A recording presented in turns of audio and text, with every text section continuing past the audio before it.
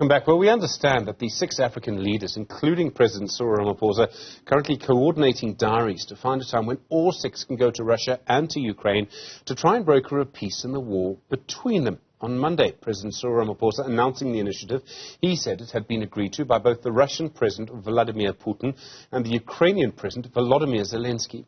Yesterday, the ANC met with the US Ambassador Ruben Brigidi, who said last week that he would stake his life on the claim that we had sold weapons to Russia to use in Ukraine. Mxolisi Zondo is a researcher at Good Governance Africa.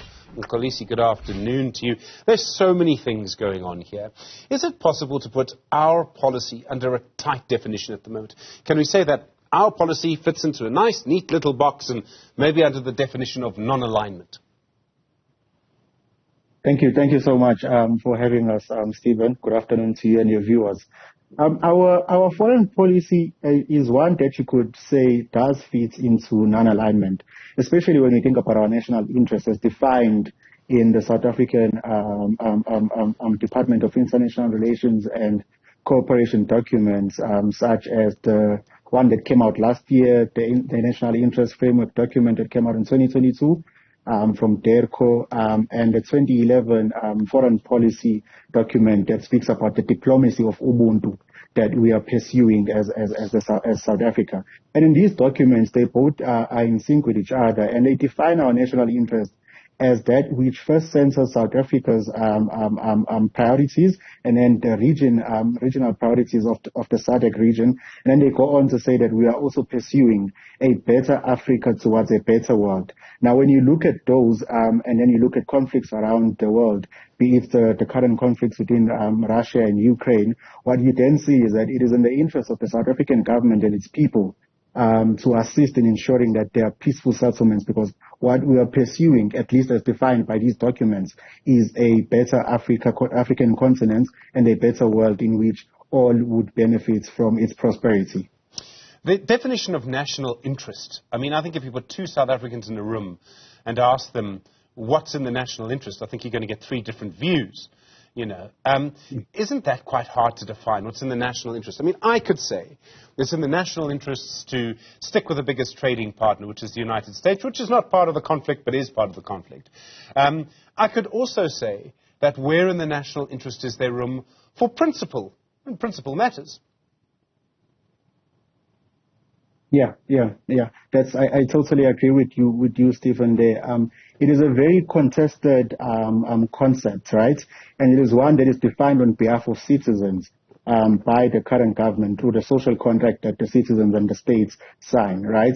But when you speak about the sort of the definitions, the South African government, and what I think I tend to agree with, is that there's 2 certain interests that you pursue as a country. You have possessional interests that you pursue, and you have additional interests that you pursue. Your possessional interests are the ones that focus more on your trade relations, and your additional interests are the ones that focus more on the kind of world that you want to see and the kind of sort of relation that you want to pursue towards a bigger idea of a more inclusive world or global order.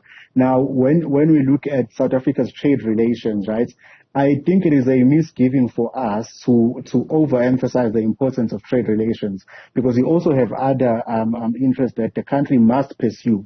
But I also believe that perhaps there is a need for a conversation within the South African society on what exactly is our interest and what exactly should we pursue. I believe that decisions that are taken by the states, of course, the states was voted in by the citizens, but the state must consider sort of the voices that you have within the South African societies about the kind of interest that we ought to pursue. But at a conceptual level, you have 2 values that you want to pursue. You have your positional ones and you have your additional ones. Now, when you look at the question of the United States being the biggest trade partner with the South African government or the South African states, and you also look at the issues like the AGOA, which is currently under stress due to the recent activities in which South Africa has found itself in. You also ought to then go to other trade relations that the South African government has. So it's a very difficult question that one would understand when you look at issues like the South African government is currently facing an issue with fertilizer and grain, and the Russian companies have actually donated to African countries fertilizer and grain, since they can't trade in the dollar at the moment. So it is not one thing that where you then look at the dollar contribution or the monetary contribution of one trade partner, you then take a decision. I think it's safer to say that what you want is to enter the conflict in a way in which you facilitate a peaceful agreement. To enter the conflict in a way of picking a side, whereas you have a relation with all of these players, one being a bigger relation in terms of trade, and the other relations being other things, perhaps even if it's education and health, you do not want to gamble with those kind of things. Mxolisi, isn't the problem with international relations that there are always exceptions, and you do actually have to treat different countries differently? So let me give you an incredibly contentious example. Our government has not condemned Russia outright. I mean, it's come pretty close. It's said that, we agree with the United Nations principles that one country should not invade or threaten to invade another. And that was actually repeated in a government statement this week. I thought that was significant. Our government has repeatedly, dare I say correctly, I think I can say that because it is correct in my view, correctly condemned the government of Israel for the way it's treated Palestinians, or the way it's treated Palestine, even. So doesn't that trap our government in a question around moral equivalency? And once you get into that argument, isn't it true you just never get out of it? And the point I'm trying to make is that it's actually impossible to treat situations and countries equally, even if you want to. Totally agree with you there, Stephen. We've had a debate in the space, in the international relations space, and among commentators on the recent naval drills that were hosted by South Africa, and in which one of the participants was Russia, a country which is currently active in conflict, right? One of the things that as a state you have to care about, and in fact the South African government does care about, and it says it in its own documents, is how the country is viewed outside and within its own population, which they term national prestige. And I think participation with a country that is actively in conflict has certainly dented the image of the South African government. And this is something that could have been avoided by better planning for how you then participate with your partners, because participating with one partner and not with the other partner does dilute the non-alignment question that you say you are currently taking as your own position. So I do agree with you that these things are not one thing, and there are a lot of moving pieces here. But we saw this week again that the foreign policy of South Africa is now beginning to be a bit more coherent and consistent with what it has been saying in its historical documents, and more recently the document that it released last year, when it then went and organized with other African countries the peace mission, the African peace mission that we're seeing, that will be having conversations both with Russia and Ukraine. And I think for me, that is what is in alignment with sort of being non-aligned, where you do something on the left and also do it on the right, where you are consistent with your own idea that you are a country that has a history of peaceful negotiations into a new democratic or a new dispensation. And as such, I think these talks now that South African government is participating in with other African countries is what we actually needed against what we saw with the naval drills, which send a very difficult message when you look at it against the non-alignment that our government has said is the current position.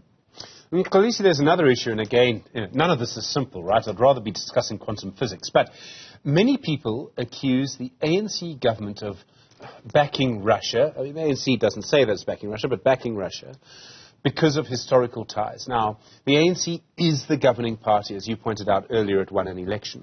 So this comes to another question. Does a governing party have the right to determine foreign policy if that could go against the national interest? And let me give you an example of maybe where the ANC contradicted itself. The ANC was the governing party. Jacob Zuma was the president. We were on the United Nations Security Council, and we voted in favor of a NATO-proposed no-fly zone over parts of Libya. And as a result of that, almost as a direct result of that, Muammar Gaddafi's government fell, and he was killed in the end. Now, at the time, one of our politicians, I'll give you a hint, his first name is Julius, his second name is Malema, was wearing a T-shirt with a picture of Muammar Gaddafi's face. So it seemed to me at the time that probably contradicted ANC policy as the governing party, and yet our government did it anyway. And doesn't that happen too? Sometimes governments do things in foreign policy that are undemocratic because an official somewhere has to make a decision about what's in the national interest. Yes, I agree with you there, Stephen. You do have to sort of separate the two. There's the states and there's the political party, which is the ANC. But at the same time, they come together because the ANC is the current government, right?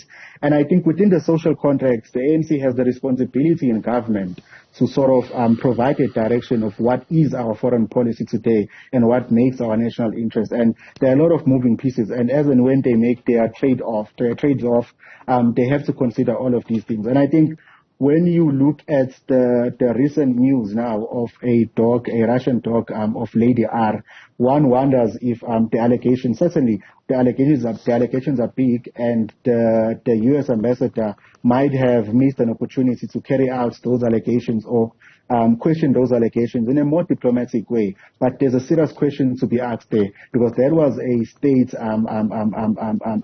land or state's parcel. So who assigned or allocated Lady R to be able to land there? And this is an important question. And again, on your suggestion of having at times officials taking decisions that they believe are in line with a national interest of a country, which in turn later comes out to have been an opponent of the national interest, is what we probably saw there. There are two questions with the recent Lady R issue.